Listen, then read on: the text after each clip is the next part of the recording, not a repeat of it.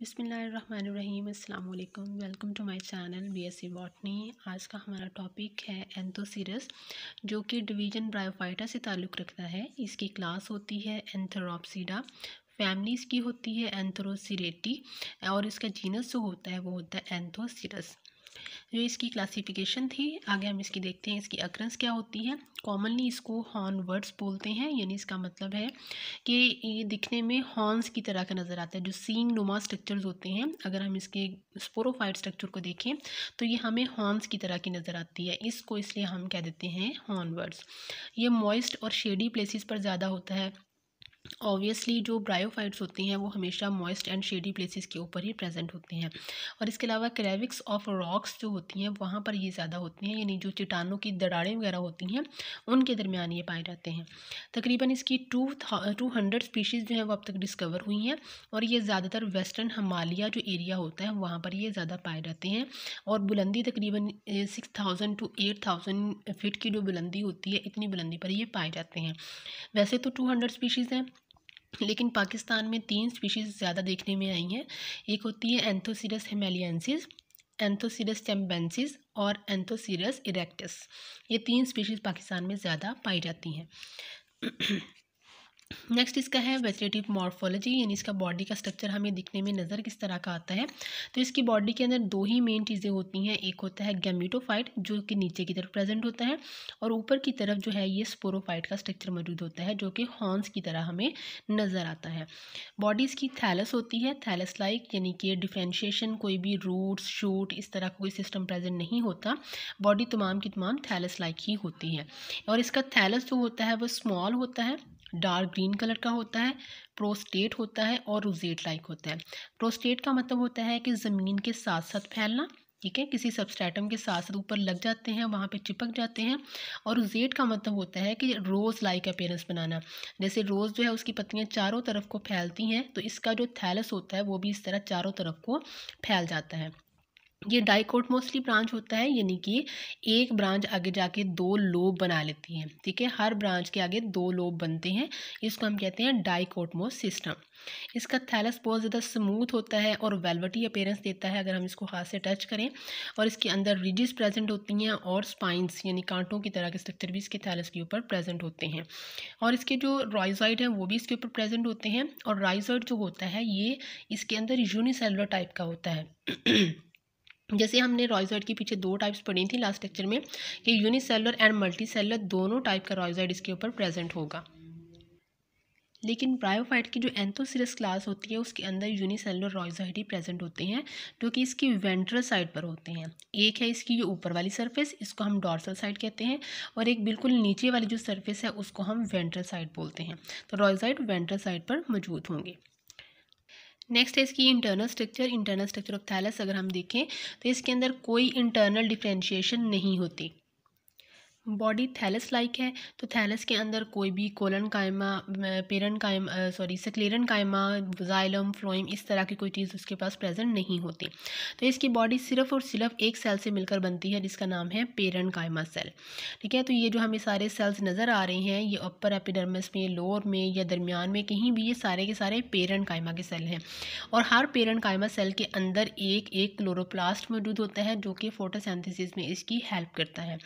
लेकिन इसकी एक मेन चीज़ ये है कि इसकी थैलस के अंदर कैविटीज़ प्रेजेंट होती हैं, खाली जगहें होती हैं। ये खाली जगह म्यूसिलेज से फिल होती हैं, यानी चिपकने वाला जो मादा होता है वो इसके अंदर मौजूद होता है। और एक ब्लू ग्रीन एल्गी जो होती है वो इसके अंदर रहती है, ठीक है। और ब्लू ग्रीन एल्गी का काम क्या होता है, नाइट्रोजन फिक्सेशन में हेल्प करना। किस तरह से, आपको यहाँ पर ये नज़र आ रहे हैं, ये इसमें चेन की तरह के सेल्स हैं। कुछ सेल जो हैं वो छोटे हैं और इनमें एक दरमियान में एक सेल जो है वो बड़ा है। तो जो ब्लू ग्रीन एल्गी होती है इसकी बॉडी फिलामेंट लाइक होती है और फिलामेंट दागानुमा साख्ते बनाता है। इसके अंदर ये जो छोटे छोटे सेल्स हैं बीड्स की तरह के, इनको हम ट्राइकोम्स बोलते हैं। और ये इसमें एक बड़ा सेल है, इसको हम हिट्रोसिस्ट बोलते हैं। और इस हिट्रोसिस्ट का काम होता है नाइट्रोजन फिक्सेशन में हेल्प करना। और ये जो हिट्रोसिस्ट सेल है ये सिर्फ ब्लू ग्रीन एल्गी के पास ही होता है, बाकी और किसी भी प्लांट के पास नहीं होता। तो ब्लू ग्रीन एल्गी ही ऐसा मेंबर है जो कि नाइट्रोजन फिक्सेशन कर सकता है। तो इसलिए ये प्लांट को इसकी ज़रूरत होती है, क्योंकि प्लांट जो है वो खुद ब खुद नाइट्रोजन को फिक्स नहीं कर सकते, नाइट्रोजन को नाइट्रेट्स में कन्वर्ट नहीं कर सकते, इसलिए इसे अपने एल्गल पार्टनर की ज़रूरत होती है।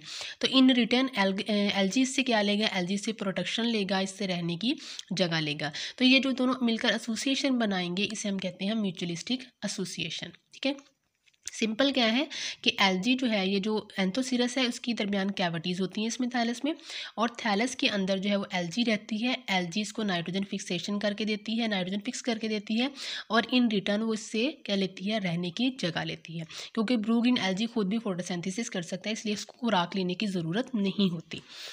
तो इसकी बॉडी के ऊपर की तरफ दो लेयर्स होती हैं एपिडर्मस की, जो कि पेरेन्काइमल सेल्स की ही बनी हुई होती हैं। तो सेम ऐसे भी नीचे भी दो सेल्स की लेयर्स होती हैं जो कि एपिडर्मस बनाती हैं, और दरमियान में क्या होंगी, कैविटीज़ प्रेजेंट होंगी।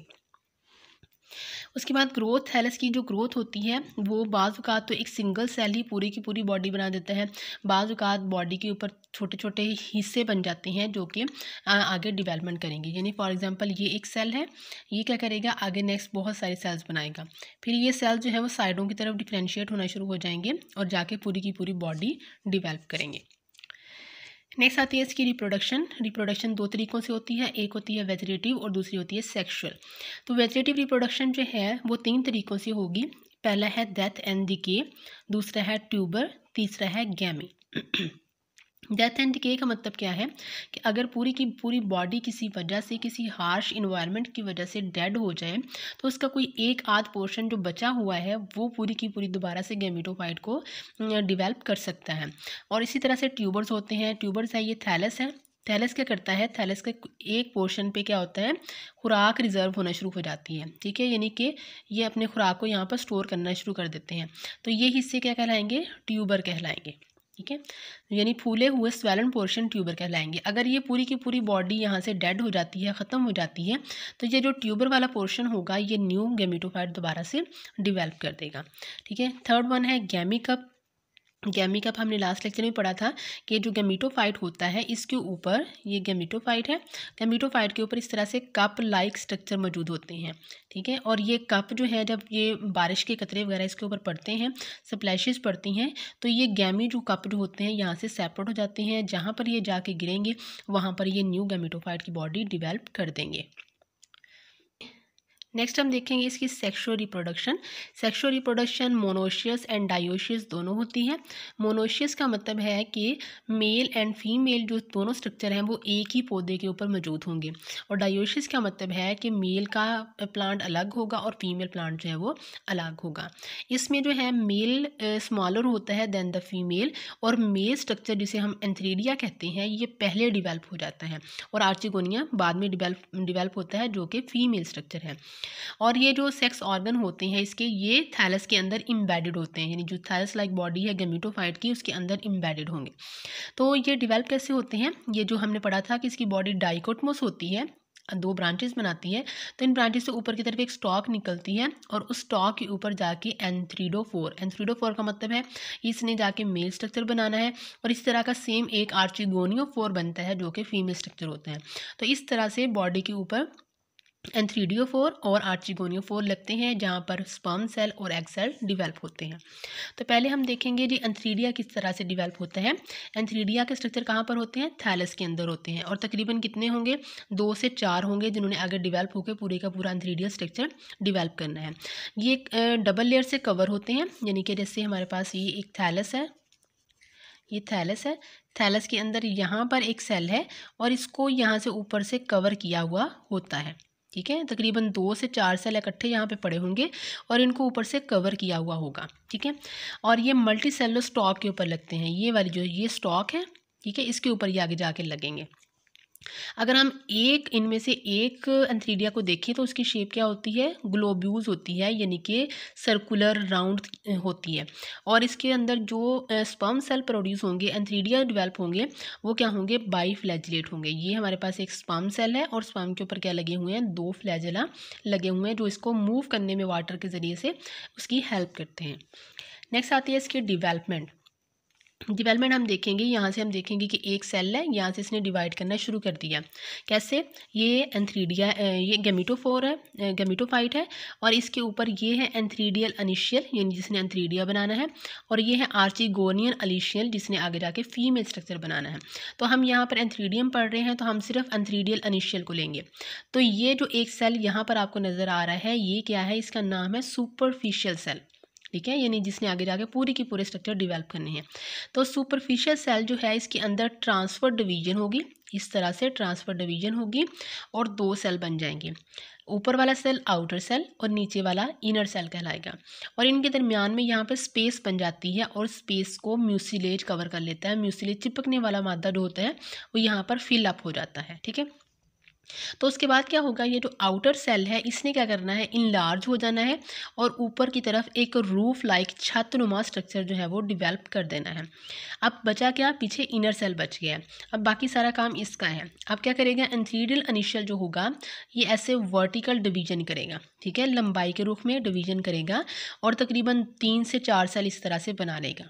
ठीक है, अब ये जो 3 से 4 सेल हैं, यहाँ पर ये दोबारा से ट्रांसफर डिवीजन करेंगे, ऐसे इस साइड को ट्रांसफर डिवीजन करेंगे। तो ट्रांसफर डिवीजन करने के बाद जो इसका लोअर सेल होगा, वो आगे जाके इसकी स्टॉक बना देगा, और जो अपर सेल होगा वो एंथ्रीडिया बनाएगा। ठीक है, अब इस एंथ्रीडिया के अंदर बहुत सारी डिवीजन्स होनी है, और डिवीजन होके इस तरह से बहुत सारी कैविटीज़ बन जाएंगी, और इन कैविटीज़ के अंदर फिर स्पर्म सेल बनेंगे। ठीक है, और ये इसकी बाहर वाली जो लेयर है, ये भी बहुत ज़्यादा इनलार्ज हो जाती है, थिक हो जाती है, जिसको हम जैकेट बोलते हैं। तो लास्ट पे हमें एक एंथ्रीडिया का इस तरह से स्ट्रक्चर, जो कि हमने शुरू में देखा था ये वाला, इस तरह का स्ट्रक्चर मिल जाता है। ठीक है, और ये इसकी जो स्पेसिस है दरमियान में, ये सारी के सारे स्पर्म से फिल अप हैं। ठीक है, तो जैसे ही ये मैच्योर होगा, यहाँ से इसके जैकेट सेल टूट जाएंगे, जैकेट टूटेगी, और यहाँ से सारे स्पर्म जो होंगे वो लिबरेट हो जाएंगे, और पानी के ज़रिए से, बाइफ्लैजिलेटेड स्ट्रक्चर है तो पानी के ज़रिए से मूव करके फीमेल सेल को जाके फर्टिलाइज करेंगे। नेक्स्ट हम देखेंगे इसकी आर्चिगोनियल स्ट्रक्चर। आर्चिगोनिया इसका फीमेल स्ट्रक्चर होता है, और ये थैलस के अंदर इम्बेडेड होता है। जैसे एंथ्रीडिया का पड़ा था, सेम वैसे ही ये भी थैलस के अंदर इम्बेडेड होता है। तो इसकी बॉडी के 3 मेन पोर्शन होते हैं। सबसे ऊपर की तरफ कवर सेल होंगे, दरमियान वाले नेक सेल होंगे, और सबसे नीचे की तरफ वेंटर सेल होंगे। ठीक है, और वेंटर का एक सेल इनलार्ज हो जाएगा, जो कि एग सेल के तौर पर काम करेगा। ठीक है, अब हम इसकी देखते हैं डेवलपमेंट किस तरह से होती है। सबसे पहले वैसे ही एक सुपरफिशियल सेल लेंगे। एक सुपरफिशियल सेल जो होगा, वो आगे जाके वर्टिकल डिवीजन करेगा, 3 से 4 वर्टिकल डिवीजन करेगा, जिसके बाद 3 पेरिफेरल सेल और 1 एक्सियल सेल बन जाएगा। ठीक है, तो पेरिफेरल सेल को हम छोड़ देंगे, क्योंकि इसने आगे जाके इसको कवर करने में हेल्प करनी है। यहाँ पे हमने लेना है एक एक्सियल सेल। एक्सियल सेल क्या करता है? आगे यहाँ से दरमियान से ट्रांसफर डिवीजन करता है, और डिवाइड होने के बाद नीचे की तरफ एक न्यू सेल बना देगा, जिसको हम कहेंगे प्राइमरी नेक सेल। ऊपर वाला कवर सेल बना लेगा, नीचे वाला प्राइमरी नेक सेल बना लेगा।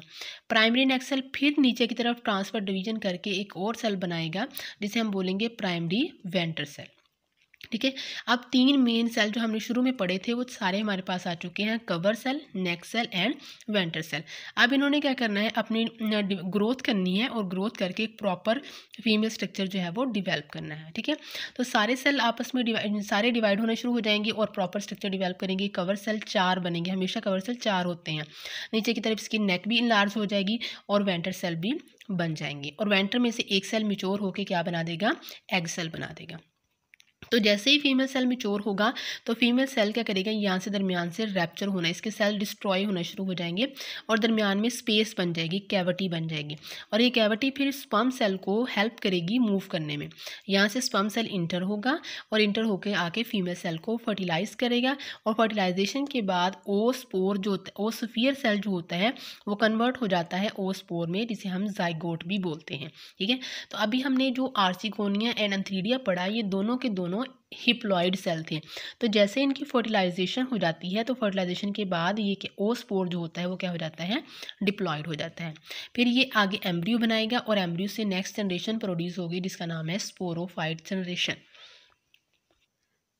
नेक्स्ट है इसका स्पोरोफाइट, जो कि आगे एम्ब्रियो से बनता है। ये गैमेटोफाइट के ऊपर होगा। वैसे तो ये गैमेटोफाइट के ऊपर डिपेंड करता है, लेकिन जब ये मैच्योर हो जाता है, तो इसके अंदर क्लोरोफिल या क्लोरोप्लास्ट डेवलप हो जाते हैं, जिसकी वजह से ये अपनी फोटोसिंथेसिस खुद कर सकता है। तो ये फिर टोटली डिपेंड नहीं करता बल्कि पार्शियली डिपेंड करता है, यानी कि रहने की जगह तो लेगा, यानी उसके साथ अटैच तो होगा, लेकिन फोटोसिंथेसिस खुद करना शुरू कर देगा। तो स्पोरोफाइट जो है वैसे उसके 3 मेन पार्ट होते हैं, फुट, सीटा एंड कैप्सूल। फुट सबसे नीचे की तरफ होता है इस तरह से, जो कि गैमेटोफाइट के अंदर इम्बेडेड होता है, ऊपर की तरफ सीटा होता है और सीटा के ऊपर यहाँ पर ऐसे कैप्सूल लगा हुआ होता है, ठीक है। लेकिन यहाँ पर जो एंथोसिरस के केस में सीटा इतना डिस्टिंक्ट नहीं होता, इतना प्रोमिनेंट नहीं होता, उसका main part foot and capsule ही होता है, ठीक है। तो कैप्सूल जो है वो किस तरह का होता है, लॉन्ग नैरो होता है, जैसे हमने शुरू में देखा था कि इस तरह से लंबा और ऊपर की तरफ जाके हॉर्न्स लाइक स्ट्रक्चर डिवेल्प कर देगा, ठीक है। तो इसके जो कैप्सूल होता है उसका बेस वाला पोर्शन मेरिस्टेमेटिक होता है। बेस वाला पोर्शन कौन सा है, जहाँ से ये फुट के साथ अटैच हुआ है, ठीक है। यहाँ पर है गैमेटोफाइट, गैमेटोफाइट के यहाँ पर है फुट, और फुट के बिल्कुल साथ वाला जो पोर्शन है ये क्या है, मेरिस्टेमेटिक है। इसका मतलब है कि इसके यहाँ वाले सेल डिवाइड होते हैं। अगर हम किसी नॉर्मली प्लांट को देखें तो प्लांट की जो टिप्स होती हैं ये मेरिस्टेमेटिक होती हैं, यानी यहाँ से सेल डिवाइड होते हैं और प्लांट की लेंथ में इजाफा होता है। लेकिन जो एंथोसिरस का कैप्सूल है उसका बेस वाला पोर्शन मेरिस्टेमेटिक होता है, यानी इसके न्यू सेल इस जगह पर बनते हैं, और ये वाले सेल ओल्डर होंगे और ये वाले जो होंगे वो न्यू सेल होंगे। अगर वैसे जनरली प्लांट को देखें तो प्लांट का यहाँ पर न्यू सेल बनते हैं और नीचे वाले सेल क्या होते हैं, ओल्डर होते हैं, ठीक है। नेक्स्ट हम कैप्सूल को देखते हैं। कैप्सूल के अंदर क्लोमेला, इलेटर्स, क्यूटिनाइज वॉल और टेट्रास्पोर, ये 4 चीज़ें इसके अंदर मेन होती हैं, ठीक है। सबसे बाहर की तरफ क्यूटिनाइज्ड वॉल होती है जिसे हम एपिडर्मस बोलते हैं। एपिडर्मस के अंदर सुराख होते हैं जिसे हम स्टोमा बोलते हैं। उसके अंदर की तरफ कैप्सुलर वॉल होती है जो कि कॉर्टेक्स वाला रीजन बनाती है, और इसके बिल्कुल दरमियान में जैसे जाइलम और फ्लोइम होता है जो कि कंडक्शन का काम करता है, सेम इस तरह से इसके अंदर होगा क्लोमेला, क्योंकि जाइलम और फ्लोइम तो इसके पास मौजूद नहीं है, तो क्लोमेला मौजूद है। और क्लोमेला क्या करता है, इसमें कंडक्शन का काम करता है, पानी वगैरह की और खुराक वगैरह की। और इसके क्लोमेला के बाहर की तरफ टेट्रास्पोर होते हैं, यानी जो स्पोर इसके पास प्रेजेंट हैं वो 4 होते हैं इकट्ठे, 4 टायर होता है 4 सेल का, तो ये इकट्ठे 4 सेल, यहाँ पे हमें 3 नज़र आ रहे हैं, चौथा इसके पीछे की तरफ होता है। तो ये इस तरह एक राउंड बॉल की तरह मौजूद होते हैं, 4 की फॉर्म में। और साथ में एक इलांगेटेड सेल होते हैं जिसे हम इलेटर्स बोलते हैं। ये स्टीरॉयल सेल होते हैं, यानी रिप्रोडक्शन में, फर्टिलाइजेशन वगैरह में इसका कोई रोल नहीं होता। तो जैसे ही यहाँ से ये स्पोरोफाइट रैप्चर होगा ये साथ में बिखर जाएंगे, इनका कोई काम नहीं होता। नेक्स्ट हम इसकी डेवलपमेंट देखते हैं। डेवलपमेंट किस तरह से होगी कि जैसे ही ओस्पोर बनेगा तो ओस्पोर से एम्ब्रियो बनेगा, तो एम्ब्रियो के बाद बनने के बाद ये सेल डिवाइड होना शुरू हो जाएंगे और स्पोरोफाइट बनाएंगे। किस तरह से, ये जो ओस्पोर है इसके अंदर 2 ट्रांसफ़र और 1 वर्टिकल डिवीजन होगी, ठीक है। एक डिवीजन होगी 2 सेल बनेंगे, दूसरी डिवीजन होगी 4 और तीसरी डिवीजन के बाद 8 सेल बन जाएंगे, ठीक है। 2 ट्रांसफ़र और 1 वर्टिकल डिवीजन के बाद 8 सेल बन जाएंगी, और ये 8 सेल जो होंगे ये टेट्रा की फॉर्म में होंगे, ठीक है। एक टायर ऊपर की तरफ 4 सेल का होगा और एक टायर नीचे की तरफ होगा, इसे हम कहेंगे लोअर टायर, और ऊपर की तरफ वो कहेंगे अपर टायर। जो लोअर टायर है इसने डिवेल्प होना है, और डिवेल्प होके क्या बना देना है, मैसिव फुट। फुट ने क्या करना है, थैलस के साथ या गैमेटोफाइट के साथ अपने आप को होल्ड करने में इसकी हेल्प करनी है।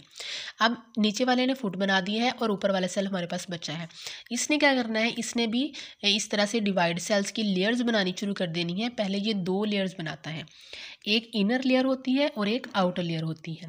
जो इनर लेयर है इसको हम एंडोथीशियम बोलते हैं, और जो आउटर लेयर है इसको हम एफिथीशियम बोलते हैं, ठीक है। जो एंडोथीशियम है इसने डिवेल्प करना है और डिवेल्प करके बनाना है क्लोमेला, जिसने कंडक्शन का काम करना है आगे जाके। जो एफिथीशियम है इसने फिर डिवाइड होना है और सेल की 2 लेयर्स बना देनी है। यहाँ पे ऑलरेडी 2 बनाई हुई हैं मैंने, सेम यही फर्ज कर लें कि यही 2 लेयर्स बन गई हैं, यानी एफिथीशियम ने 2 लेयर्स बनाई।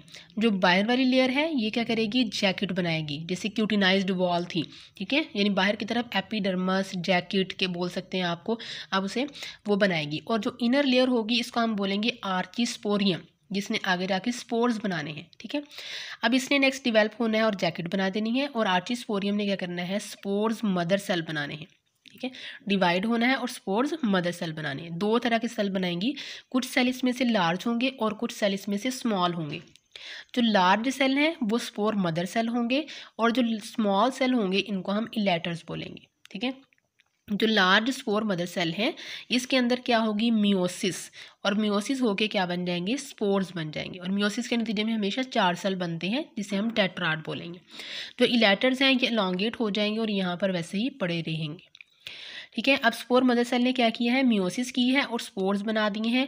अगर हम सिंगल एक स्पोर को देखें तो स्पोर जो होता है उसके 2 पोर्शन होते हैं, स्पोर की 2 लेयर्स होती हैं, अंदर वाली को एंडोस्पोरियम और बाहर वाली को एक्सोस्पोरियम कहते हैं। ठीक है, तो उसके बाद ये जैसे हमने शुरू में देखा था कैप्सूल के अंदर इस तरह का स्ट्रक्चर था, सेम ये वाला स्ट्रक्चर अब यहाँ पर डिवेल्प हो जाएगा मिच्योर होने के बाद। ठीक है, जिसमें सारी चीज़ें हैं, बाहर की तरफ इसकी वॉल है, कैप्सूलर वॉल के सेल्स हैं, या टेट्रास्पोर हैं, इलेटर्स हैं, क्लोमेला है, ये सारी चीज़ें अब यहाँ पर डिवेल्प हो चुकी हैं। ठीक है, स्पोर्स जो हैं जैसे ही ये मिच्योर होंगे, स्पोर्स मियोसिस के बाद मिच्योर होंगे तो यहाँ से जैकेट बाहर से टूटना शुरू हो जाएगी और स्पोर्स यहाँ से हवा के ज़रिए से, पानी के ज़रिए से लैबरेट हो जाएंगे और किसी और जगह पर जाके गिरेंगे। ठीक है, यानी कि जहाँ पर नमी वाली जगह होगी वहाँ पे इसको दोबारा से ग्रो करने का मौका मिलेगा। ठीक है, जैसे ही ग्रो करने का मौका मिलेगा ये क्या करेगा, ये अपनी बाहर वाली जो वाल होगी, स्पोर जो है अपनी बाहर वाली वाल जो होगी एक्सोस्पोरियम जिसे हम बोल रहे थे, ये तोड़ देगा और एंडोस्पोरियम से क्या निकलेगी, प्रोटोनीमा स्ट्रक्चर बनेगा और प्रोटोनीमा आगे जाके पूरे का पूरा दोबारा से गैमेटोफाइट डिवेल्प करेगा, क्योंकि ये स्पोरोफाइट जनरेशन थी जिसने आगे क्या बनाना है, गैमेटोफाइट स्ट्रक्चर बनाना है। हम इसको थोड़ा सा रिवाइज कर लेते हैं। ये देखिए डेवलपमेंट में क्या था, ओस्पोर था, ओस्पोर ने 3 डिविजन्स की हैं, 2 ट्रांसफ़र और 1 वर्टिकल, जिससे 8 सेल बने हैं टायर की फॉर्म में, 4 ऊपर और 4 नीचे। जो नीचे वाले सेल हैं वो फुट बना देंगे और जो ऊपर वाले सेल हैं वो मज़ीद डिवाइड होंगे और सेल्स की लेयर्स बनाएंगे। एक लेयर अंदर वाली होगी और एक लेयर बाहर वाली होगी। अंदर वाली लेयर को एंडोथीशियम और बाहर वाली लेयर को एफिथीशियम बोलेंगे। जो एंडोथीशियम है वो क्लोमेला बनाएगा और जो एफिथीशियम है वो सेल की फिर 2 लेयर्स बनाएगा। अंदर वाली को आर्चिस्पोरियम और बाहर वाली को जैकेट इनिशियल बोलेंगे। इसने आगे जाके जैकेट बनानी है, जैकेट इनिशियल ने, और आर्चिस्पोरियल ने स्पोर मदर सेल बनाने हैं। स्पोर मदर सेल में 2 तरह के स्पोर्स होंगे, एक लार्ज और एक स्मॉल। जो स्मॉल वाले हैं वो इलेटर्स बनाएंगे और जो लार्ज वाले हैं उनके अंदर होगी मियोसिस, और मियोसिस होने के बाद स्पोर्स टेट्राड की फॉर्म में मिल जाएंगे। जैसे ये स्ट्रक्चर मिच्योर होगा जैकेट सेल टूट जाएंगे और सारे स्पोर यहाँ से लेबरेट हो जाएंगे और लेबरेट होने के बाद आगे जाके जर्मिनेट करेंगे, अपनी बाहर वाली वाल तोड़ देंगे और अंदर वाली वाल से क्या होगा, प्रोटोनीमा फॉर्मेशन होगी और दोबारा से गैमेटोफाइट स्ट्रक्चर डिवेल्प हो जाएगा। इस प्रोटोनीमा के नीचे की तरफ रॉइजॉइड बनना शुरू हो जाएंगे और ऊपर की तरफ थैलस लाइक बॉडी बनना शुरू हो जाएगी। ठीक है, और एक इम्पॉर्टेंट बात इसके अंदर ये है कि जो एपोस्पोरी, इसके अंदर एपोस्पोरी भी होती है। एपोस्पोरी का मतलब है कि जब इसका स्पोरोफाइट बनता है तो उसमें स्पोर्स नहीं बनते बल्कि स्पोरोफाइट डायरेक्टली गैमेटोफाइट के अंदर कन्वर्ट हो जाता है। ठीक है, जब हमने देखा था कि इसमें ओ स्पोर बने थे, ओ स्पोर क्या था, डिप्लॉइड था। ठीक है, तो अब ओ स्पोर से क्या बनना है, स्पोरोफाइट, स्पोरोफाइट बना। अब ये जो स्पोरोफाइट है ये भी क्या है, डिप्लॉइड है। जब स्पोरोफाइट से स्पोर बनते हैं तो वो क्या होते हैं, वो हिप्लॉइड होते हैं। अब यहाँ पर एपोस्पोरी के केस में अगर हम देखें तो एपोस्पोरी से डायरेक्ट स्पोरोफाइट ने क्या बनाना है, गैमेटोफाइट स्ट्रक्चर डिवेल्प करना है। तो अब क्या होगा, ये भी डिप्लॉइड है तो इससे बनने वाला जो गैमेटोफाइट होगा वो भी क्या होगा, डिप्लॉइड होगा। ठीक है, ये इसके अंदर ये कंडीशन भी बाजुकात हो जाती है। तो फिर जब गैमेटोफाइट है, गैमेटोफाइट आगे जाके फिर जो एग एंड स्पर्म सेल बनाएगा वहाँ पर जाके ये मियोसिस करेगा। ठीक है, मियोसिस कहाँ पर होगी, जब एग एंड स्पर्म सेल बनेंगे तो वो फिर हिप्लॉइड स्पर्म एंड एग सेल बना देगा, लेकिन गैमेटोफाइट फिर इसका डिप्लॉइड ही रहता है। और लास्ट में हमारे पास आता है इसका लाइफ साइकिल। लाइफ साइकिल जो हमने सारा पढ़ा है वो एक कह लो कि उसकी समरी होती है, एक किस तरह है कि एंथोसिरस में 2 तरह की डेवलपमेंट होती है, एक होती है वेजिटेटिव और दूसरी होती है सेक्सुअल। वेजिटेटिव जो है वो ट्यूबर और गैमीकप के ज़रिए से हो रही थी और सेक्सुअल रिप्रोडक्शन में उसके पास दोनों जनरेशन मौजूद हैं, गैमेटोफाइट एंड स्पोरोफाइट। एंथोसिरस ने क्या किया, मेल एंड फीमेल जिसे हम एंथ्रीडिया एंड आर्चिगोनिया कहते हैं, दोनों स्ट्रक्चर डिवेल्प किए। आर्चिगोनिया फ्लास्क शेप का है और एंथ्रीडिया जो है वो ग्लोब्यूल शेप का है। ठीक है, आर्चिगोनिया ने एग सेल बनाया और एंथ्रीडिया ने स्पर्म सेल बनाए। अब स्पर्म सेल फीमेल सेल को जाके फर्टिलाइज करेगा, फर्टिलाइज करने के बाद क्या बन जाएगा, ओस्पोर बन जाएगा जो कि डिप्लॉइड है। अब यहाँ तक सारी जनरेशन क्या है, हिप्लॉइड है। इतनी जनरेशन जो है हिप्लॉइड है, और इस जनरेशन को क्या बोलते हैं, गैमीटोफाइट बोलते हैं। उसके बाद ओस्पोर के अंदर क्या होगी, एम्ब्रियो बनेगा, एम्ब्रियो से फिर स्पोरोफिटिक जनरेशन शुरू हो जाएगी, स्पोरोफाइट बनेगा, स्पोरोगोनस सेल बनेंगे, स्पोरोगोनस सेल स्पोर मदर सेल बनाएंगे, मदर सेल के अंदर मियोसिस होगी और मियोसिस होकर स्पोर्स बन जाएंगे जो कि हिप्लॉइड होंगे। अब ये स्पोर फिर जर्मिनेट करेगा, न्यू जगह पर प्रोटोनीमा डिवेल्प करेगा और इस प्रोटोनीमा से पूरे का पूरा एंथोसिरस प्लांट दोबारा से डिवेल्प हो जाएगा। ठीक है, तो ये इसका लाइफ साइकिल है और इसको हम अल्टरनेशन ऑफ जनरेशन भी कहते हैं, क्योंकि इसके अंदर गैमीटोफाइट स्पोरोफाइट में और स्पोरोफाइट दोबारा से गैमीटोफाइट को डिवेल्प करती है। ठीक है, ये हमारा एंथोसिरस का कंप्लीट टॉपिक था। आई होप सो आपको समझ आ गई होगी। जो अगर किसी बात की समझ ना आए तो आप मुझसे पूछ सकते हैं। ओके जी, अल्लाह हाफिज़।